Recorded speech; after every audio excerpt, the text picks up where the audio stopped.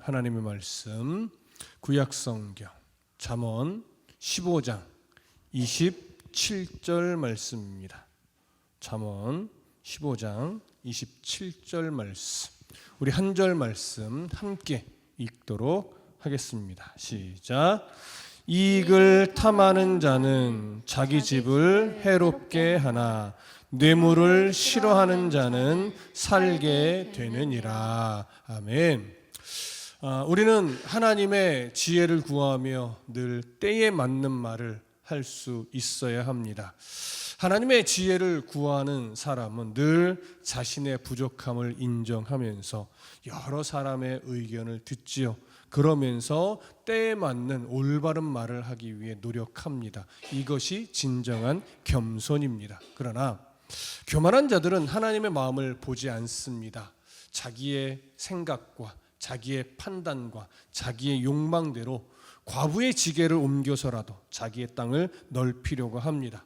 하나님은 이러한 악한 꾀를 가증스럽게 여깁니다.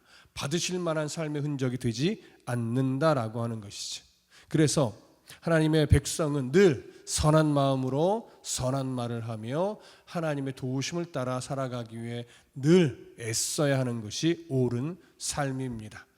이제 솔로몬은요, 이익을 탐하는 자와 또 뇌물을 싫어하는 자를 비교하며 교훈을 합니다. 우리 27절 한 번만 더 다시 읽겠습니다. 시작. 이익을 탐하는 자는 자기 집을 해롭게 하나 뇌물을 싫어하는 자는 살게 되느니라. 자, 여기서 지금 이익을 탐하는 자 이렇게 이제 소개를 하는데, 이익을 탐하는 자라고는 이 표현은요, 기본적으로는요 재판관에 해당을 합니다. 그래서 뇌물을 받고 불법적으로 재판을 하는 악한 재판관을 기본적으로 의미하는데, 그 의미에만 국한되지 않고요, 뇌물 등 불법적인 방법을 동원해서 불법적인 수익을 올리는 모든 자를 의미합니다. 사실 사람은 착하다, 좀 덜 착하다, 좀 못됐다, 덜 못됐다, 이렇게 말은 할 수 있으나 본성적으로 사람이란 존재는 누구나 탐심, 탐욕을 다 가지고 있습니다. 그것을 누가 이겨내느냐 못 이겨내느냐의 싸움일 뿐이지 누구나 다 탐욕을 가지고 있습니다. 그런데 이런 탐욕을 기본적으로 갖고 있는 사람들이요, 뇌물을 받기 시작하면 다 판단력이 흐려지게 되어 있어요. 그래서 뭐가 옳은지에 대한 분별력을 잃어버리고 뭐가 내게 이익이 되느냐 이런 판단만 앞서게 돼요. 그래서 뇌물을 제공하는 자의 편에 서게 됩니다. 그것이 옳든 옳지 않든, 그것이 악하든 악하지 않든 나에게 유익이 된다라고 하는 그 탐욕에 딱 맞물려서 불법적인 일도 서슴없이 하게 돼요. 그러니 결국 이들은 하나님의 정의, 하나님의 공의를 위반할 수밖에 없고 불의를 행할 수밖에 없는 겁니다. 당연히 하나님이 이런 자의 삶을 기쁘게 받지 않죠. 그러므로 하나님은 이렇게 뇌물을 수수한 자를 벌하신다라고 오늘 솔로몬이 강력하게 교훈하는 거예요. 하나님의 벌하심에 대해서 자기 집을 해롭게 한다 이렇게 표현을 하거든요. 해롭게 한다는 것은 히브리어로 오케르라는 단어를 써요. 이 단어가 가지고 있는 기본적인 의미는 뭐냐면요, 단순하게 해를 끼친다, 고통스럽게 당한다 이런 의미를 더 넘어서서 망하게 한다는 거예요. 망하게 한다. 자, 악인은 분명히 불의한 수입으로 자기 집을 더 멋지게, 더 크게, 더 화려하게 세우려고 하겠죠. 그리고 실제로 그렇게 세웁니다. 대부분 그렇게 세워요. 그러나 결국은 그 화려함이 그 집을 아름답게 만들지는 않습니다. 그 세련됨이 하나님의 인정을 받는 그런 세련됨이 될 수는 없어요. 결과적으로는 그 집안을 초토화시킬 수 있는 재앙을 초래하게 됩니다. 그렇기 때문에 우리 안에 있는 이 탐욕, 탐심, 이것을 어떻게 제어하고 이겨내느냐가 사실은 그리스도인 다움의 옷을 입느냐 못 입느냐의 싸움이 될 거예요. 구약 성경의 여러 이야기들 중에 우리는 열왕기하 5장에 담겨있는 이야기를 하나 좀 살펴볼 겁니다. 여러분 성경 구절 찾아볼까요? 열왕기하 5장 20절로 가보겠습니다. 열왕기하 5장 20절부터 27절까지의 내용을 우리 함께 보겠습니다. 자, 열왕기하 5장 20절부터 27절 찾으셨으면 우리 함께 읽겠습니다. 시작. 하나님의 사람 엘리사의 사환 게하시가 스스로 이르되 내 주인이 이 아람 사람 나아만에게 면하여 주고 그가 가지고 온 것을 그의 손에서 받지 아니하였도다. 여호와께서 살아계심을 두고 맹세하노니 내가 그를 쫓아가서 무엇이든지 그에게서 받으리라 하고 나아만의 뒤를 쫓아가니 나아만이 자기 뒤에 달려옴을 보고 수레에서 내려 맞이하여 이르되 평안이냐 하니 그가 이르되 평안하나이다. 우리 주인께서 나를 보내시며 말씀하시기를 지금 선지자의 제자 중에 두 청년이 에브라임 산지에서부터 내게로 왔으니 청하건대 당신은 그들에게 은 1달란트와 옷 2벌을 주라 하시더이다. 나만이 이르되 바라건대 2달란트를 받으라 하고 그를 강권하여 은 2달란트를 두 전대에 넣어 메고 옷 2벌을 아울러 두 사환에게 지우매 그들이 게하시 앞에 지고 가니라. 언덕에 이르러서는 게하시가 그 물건을 두 사환의 손에서 받아 집에 감추고 그들을 보내 가게 한 후 들어가 그의 주인 앞에 서니 엘리사가 이르되 게하시야 네가 어디서 오느냐 하니 대답하되 당신의 종이 아무데도 가지 아니하였나이다 하니라. 엘리사가 이르되 한 사람이 수레에서 내려 너를 맞이할 때에 내 마음이 함께 가지 아니하였느냐. 지금이 어찌 은을 받으며 옷을 받으며 감람원이나 포도원이나 양이나 소나 남종이나 여종을 받을 때이냐.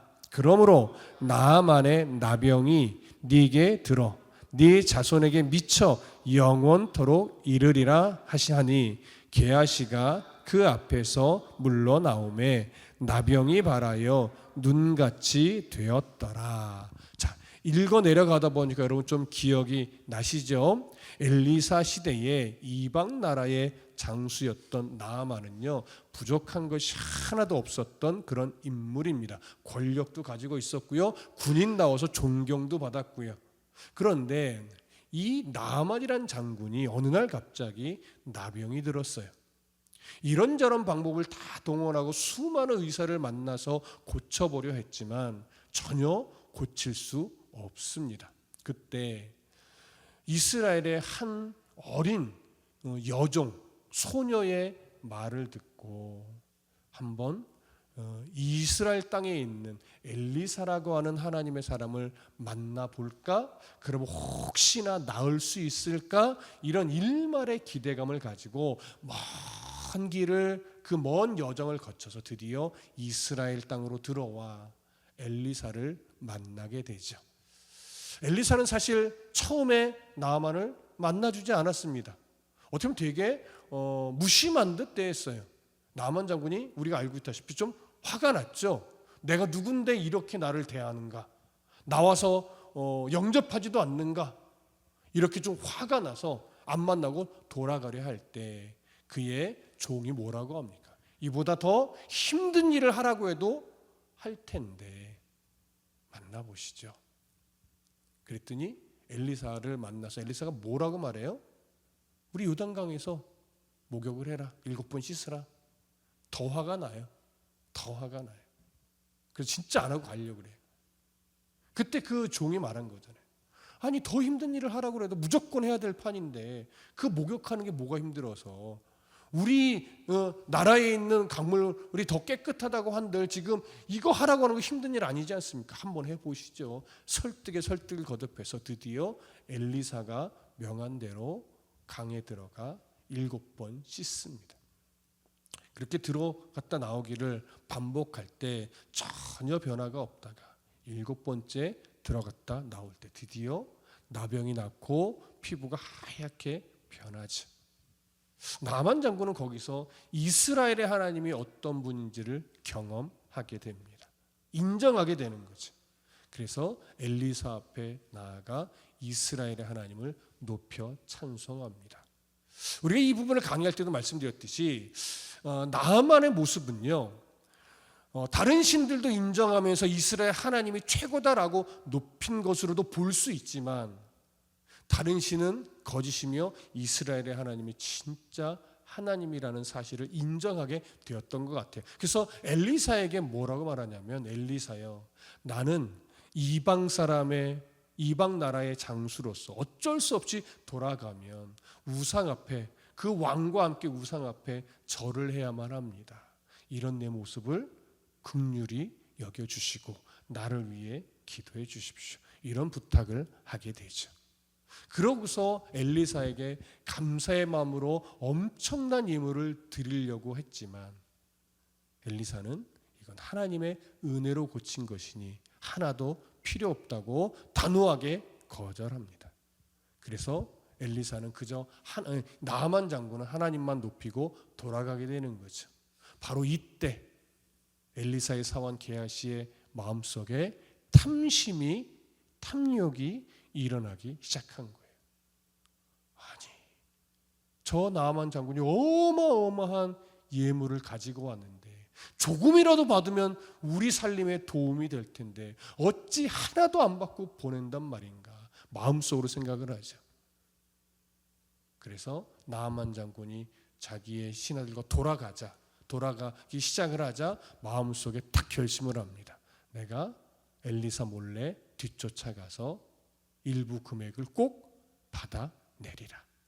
이렇게 결심하고 엘리사가 들어가고 나아만 장군이 떠나고 그렇게 잠깐의 시간적 간격을 두고 그는 부랴부랴 나아만 장군을 쫓아갑니다. 그리고 나아만 장군 앞에 가서 거짓으로 아뢰죠. 우리에게 손님이 왔는데 우리 엘리사 선생님께서 이 손님에게 대접할 것을 좀 받아오라고 합니다. 그랬더니 이 나아만 장군은 기쁘게 그 요청을 허락했어요. 그래서 은 2달란트도 주고 옷 2벌도 주죠. 여러분, 은 1달란트라고 하는 것은요, 금 1달란트와는 비교도 안 되는 만큼 적기는 하지만 이 은 1달란트도 결코 적은 액수는 아닙니다. 당시 성인 한 사람이 한 16년을 일해야 벌 수 있는 금액이에요. 그러니까 사실 이것도 어마어마하죠. 그래서 은 2달란트를 이렇게 합치면 오늘날의 가치로 환산할 때 대략 한 1억 2천만 원 정도의 금액이 된대요. 이 액수가 결코 작은 액수가 아닙니다. 그리고 옷 2벌도 요청을 했는데 이 옷 2벌은요 그냥 단순하게 평상복을 말하는 것이 아니에요. 왕이나 귀족들이 입는 겉옷이에요. 오늘날로 얘기하면 수천만 원짜리 명품 외투, 이런 느낌의 옷인 거죠. 자, 이런 어마어마한 예물을 주인 몰래, 엘리사 몰래 받은 이 게하시는요, 두 사환에게 그것을 딱 지우게 하고 열심히 이제 집으로 돌아옵니다. 그런데 집 근처 언덕에 딱 도착하자마자 두 사환에게 예물을 받고 두 사환은 가게 해요. 그다음에 그 받은 예물을 자기 집에 감춥니다. 그리고 아무 일 없었다는 듯이 이제 그 엘리사 앞에 가게 되는 거죠. 엘리사에게 들키지 않으려고 하는 나름 굉장히 주도 면밀한 행동이었습니다. 여기서 이제 이 게하시가 실수한 게 뭐냐면, 게하시는 엘리사 옆에서 엘리사가 어떻게 하나님의 뜻을 증거하며 어떻게 하나님의 역사를 일으키며 선지자로서의 사명을 감당해 왔는지 옆에서 다 보았잖아요. 그렇다면 엘리사가 지금 게하시의 이 모든 행동을 하나님이 주신 은혜로 말미암아 알 수 있다라고 하는 것을 생각하지 못했을까요? 본래 같으면 생각을 하죠. 근데 지금 이 순간만큼은 생각하지 못해요. 왜일까요? 탐욕이 그 시선을, 그 눈과 귀를 가리는 거예요. 탐욕이 눈과 귀를 가리니까 모르겠지, 안 들킬 수 있겠지, 이렇게 생각을 하게 만드는 거예요. 여러분, 우리도 사실 살다 보면 똑같아요. 늘 은혜가 충만할 때는 코람되어 하나님 모든 것을 바라보고 계신다. 그러니 말 하나까지도 아무도 없는 그 장소에서도 나는 하나님의 시선을 의식하며 말과 행실을 조심해야지, 이렇게 생각을 하다가도 뭔가 내 안에 탐욕이 작용을 할 때면 하나님도 모르실 거야. 마치 하나님의 눈을 가릴 수 있는 것처럼 행동하는 순간이 있습니다. 저도 있습니다. 그렇게 행동하고 나면 아이고 바보 같아, 하나님을 속일 수 있으리라 생각했냐? 하나님도 모를 거라고 생각했냐? 그러면서 저도 모르게 하나님이 보시기에 옳지 않은 말이나 행동을 하게 되는 때가 와요. 근데 그게 왜 그래요? 지금 여기서 여실하게 보여지듯이 내 욕심이, 내 탐심이, 내 이기심이, 그걸 하고 싶고 가지고 싶은 그 마음들이, 교만들이 마치 하나님도 모르실 거야 라고 내 눈을 가리고 내 귀를 가리게 만드는 거예요. 그래서 우리는 우리 안에 이미 자리 잡고 있는 탐욕들, 교만들, 욕심들, 이기심들, 이것이 내 눈 밖으로, 내 귀 밖으로, 내 손 밖으로 나가지 못하도록 끊임없이 절제하는 싸움, 이걸 해야 돼요. 이 절제하는 싸움에서 우리는 늘 지기는 하지만 그래도 끊임없이 이 절제하는 싸움을 싸워가야 합니다. 이렇게 순간적으로 눈과 귀를 가리고 숨겼던 이 게하시, 엘리사 앞에 딱 나가니까요, 엘리사가 게하시에게 물어요. 게하시야, 네가 어디서 오느냐? 여러분, 엘리사가 몰라서 물은 걸까요? 알고 있죠. 그럼에도 이렇게 묻는 건 뭐냐면 솔직하게 고백할 수 있는 기회를 주는 거예요. 그런데 엘리사는 전혀 아무 일 게하시는 전혀 아무 일 없다는 듯이 용서를 구하지 않았습니다. 아무 데도 가지 않았는데요, 이렇게 능청스럽게 거짓말을 합니다. 야고보서 1장 15절에도 보면요, 욕심이 잉태한 즉 죄를 낳고 죄가 장성한 즉 사망을 낳는다고 하면서 욕심이란 것이 얼마나 우리의 눈과 귀를 가려서 극한으로 몰아가는지를 이야기합니다. 이 말씀 그대로죠. 이때라도 이 게하시가 회개하고 용서를 구했다면 아마 그는 용서받았을 거예요. 그러나 탐심으로 인해서 스스로 그 기회를 버리고 말았습니다. 엘리사는 회개하지 않고 거짓말을 한 게하시에게 말하죠. 나만의 나병이 네게 들어 네 자손에게 미쳐 영원토록 이르리라. 징계를 선포합니다. 나만 장군이 고생했던 나병이 누구에게 간 거예요? 게하시에게 간 거예요. 근데 성경을 보니까 게하시에게 갔을 뿐만 아니라 이 징계의 말씀이 누구에게까지 가요? 자손에게까지 가요. 후손에게까지 계속된대요. 이건요, 하나님이 이러한 교만의 죄, 탐욕의 죄를 얼마나 싫어하는지를 보여주시는 것이고 하나님의 징계가 얼마나 엄중한지를 보여주는 것이기 때문에 게하시는요, 이 징계를 받은 다음에 사실 무엇을 해야 되냐면 하나님 회개하는 건 당연한 일이고 자손들이, 후손들이 이런 교만과 탐심에 빠지지 않도록 정말 믿음으로 잘 가르쳤어야 돼요.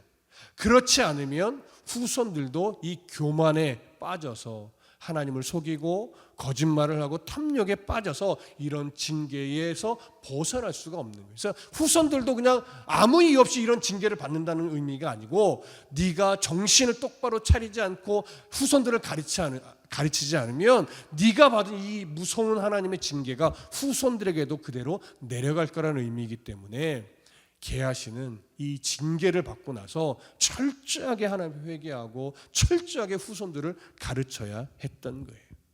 오늘 우리가 이 잠언을 통해서 늘 사실은 했던 이야기를 반복하듯이 계속 이야기하는 이유는 뭐냐면요, 바로 우리가 여전히 우리도 죄에 연약하고 듣기는 들어도 행동으로 우리가 실천하지 못하는 연약함을 갖고 있기 때문에 그래요.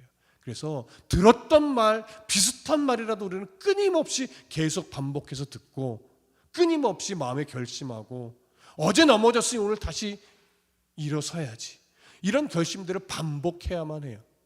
그래서 잠언의 말씀을 사실은 설교하기 너무 어렵다고 늘 고백을 드렸죠. 왜? 했던 말의 반복이고 늘 원론적인 얘기이기 때문에 뼈대와 같은 이야기, 아직은 살이 붙지 않은 뼈대와 같은 하나님의 공의의 그 원론적인 이야기를 하기 때문에 설교를 이렇게 계속 쪼개면서 하기가 쉽지는 않아요. 그럼에도 고집스럽게 이렇게 가는 이유는 우리가 너무나 연약하기 때문에 그래요. 늘 들어도 순종하지 못하기 때문에 그래요. 그래서 계속 듣고 계속 결심하고 계속 우리들의 삶을 바꿔가야 하기 때문에 우리는 계속해서 지금 2년이 넘게 잠언을 해가고 있는 겁니다. 자, 무슨 말씀 이해되시죠? 자, 이 27절의 또 다음 부분을 볼게요. 이제 솔로몬은요, 뇌물을 싫어하는 자에 대해서 언급을 합니다. 뇌물을 싫어하는 자는 살게 되느니라. 자, 뇌물을 싫어하는 자, 어떤 사람을 의미하겠습니까? 바로 불의한 뇌물의 유혹을 이겨내는 자, 불의한 뇌물의 유혹을 거절할 용기를 가진 자, 이런 사람을 의미해요. 우리도 사실은 많은 부분 이런 불의를 이겨내고 살아갑니다. 우리도 때로 가끔 지는 것이지 보편적으로 우리는 불의에 가깝게 살지는 않아요. 그럼에도 우리는 이 말씀을 잘 마음에 새겨야 돼요. 유혹을 이겨내고 유혹과 불의를 거절할 줄 아는 그런 용기, 이런 자는 살게 된다고 해요.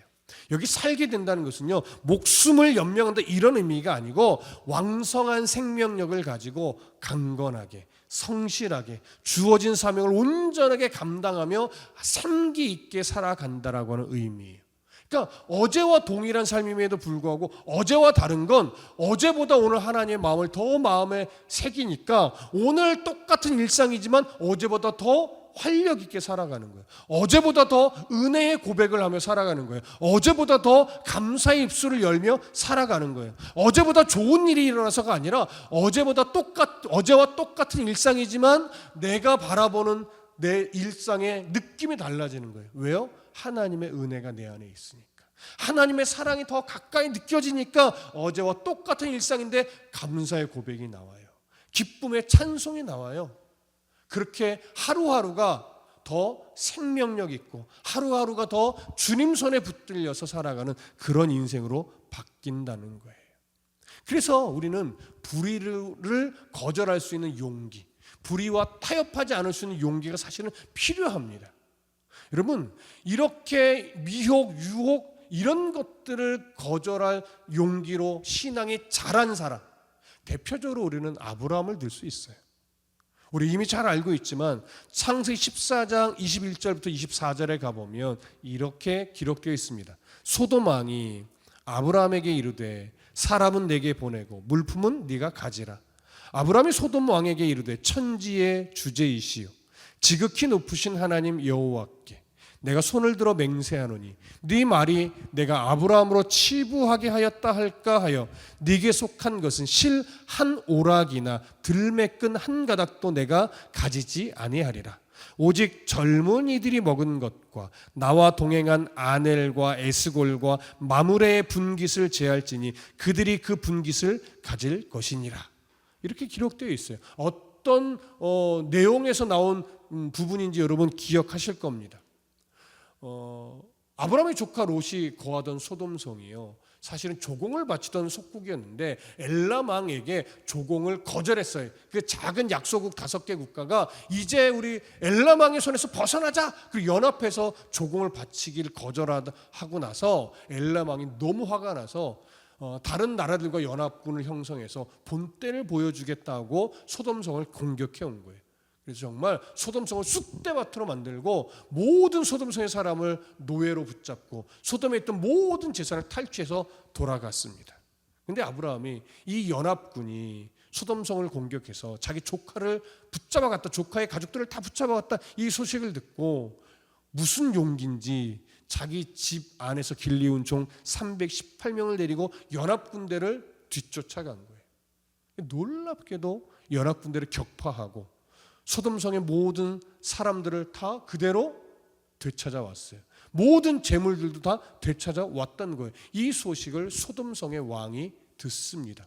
그래서 아브라함이 오는 그 길목에 버선발로 나와서 맞이하며 넙죽 엎드려서 영접을 합니다. 이때 소돔 왕이요, 아브라함에게 말해요. 사람은 내게 보내고 재물은 네가 다 가져라. 친절한 말일까요? 굉장히 관대하게 은혜를 베푼 말일까요? 천만의 말씀이요.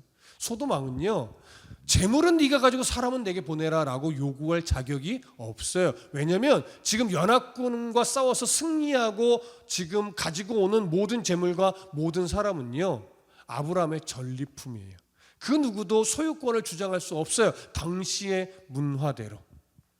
그런데 소돔 왕은 마치 자기가 되게 관대한 은혜를 베풀어 주는 것처럼 재물은 네가 다 가지고 사람만 줘라, 이렇게 이야기를 한 거죠. 그때 아브라함이요, 이렇게 말해요. 사람도 안 갖고 재물도 갖지 않을 거다. 다 너 줄 거다. 사실 아브라함도 나름 세력이 있지만 어느 나라도 무시 안 받을 만큼 세력을 키우려면요, 지금 이 사람들을 종으로 삼고 이 재물을 소유하는 게 훨씬 더 자기에게 유익해요. 아직 아브라함은요, 그 가나안 땅에서요, 입지가 굳어지진 못했어요. 근데 사실 소돔 왕이 나와서 영접하면서 지금 그 입지가 사실은 자리를 잡히기 시작한 거거든요. 이때 이렇게 어느 누구도 무시하지 못할 만큼 큰 사건의 주인공이 돼서 돌아왔을 때 사람들과 재물을 가지고 더 자기가 성을 만들고 군사를 조직하고 했으면 훨씬 더 강력한 이 힘을 구축할 수 있었을 거예요. 그런데 아브라함이요, 거절해요. 하나도 안 갖겠다. 다 돌려주겠다. 다만 이미 쓴 것과 몇 사람에게 분깃을 줘야 되니 그 몫만 빼고 다 준다. 이렇게 이야기를 한 거예요. 자신의 정당한 몫을 포기한 거예요. 아브라함은 왜 자신의 가질 정당한 몫을 포기한 걸까요? 그는 하나님의 인도하심으로 지금까지 오면서 하나님이 어떤 분인지 그는 조금 알게 된 거예요. 모든 물질의 주인이 누구다? 하나님이시다. 우리들 삶의 주권자가 누구다? 하나님이시다. 이걸 진심으로 알아가게 되었던 겁니다. 그래서 아브라함은요, 하나님의 은혜로 내가 부자가 되길 소망했지 누구의 도움으로 부자가 됐다 이런 소리를 듣기 원치 않았던 거예요. 그래서 그 모든 것을 거절하고 오직 하나님 앞에 딱 서는 이런 결심을 한 거예요. 그 물질의 유혹을 거절할 용기를 냈던 겁니다. 예전 같으면 못했을 거예요. 처음 가나안 땅을 처음 밟았을 때였으면 그러지 못했을 거예요.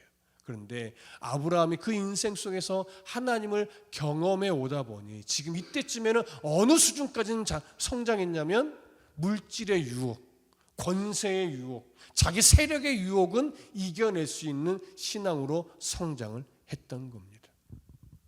여러분, 우리가 오늘을 살아가면서 우리의 삶에도 수없는 미혹들이 있잖아요. 유혹들이 있잖아요. 또 우리의 욕심을 자극하는 요소들도 많잖아요. 각자의 성향대로. 또 목회자도 있는데 그런 성향들의 유혹들, 미혹들, 욕심들을 이겨내기 위해서는 절대적으로 무엇이 필요하냐면 하나님의 주권을 인정하는 태도가 필요해요.